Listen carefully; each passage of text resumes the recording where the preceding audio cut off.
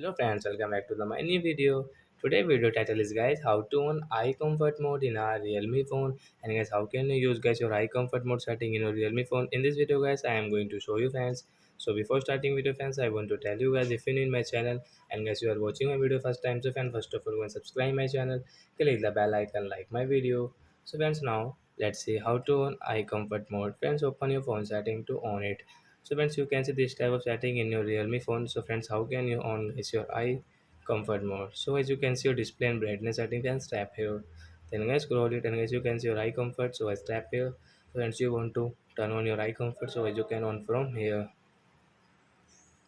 So friends, you can on from here, and guys you can use your eye comfort mode setting from here. Guys you can adjust guys your color temperature from here, screen color temperature guys, warm and cool color you can adjust yourself.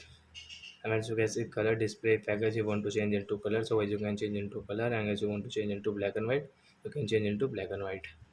So I hope friends you have understood how to on eye comfort mode in our Realme phone. So that's it guys, thanks for watching the video, we will meet on next video, bye friends.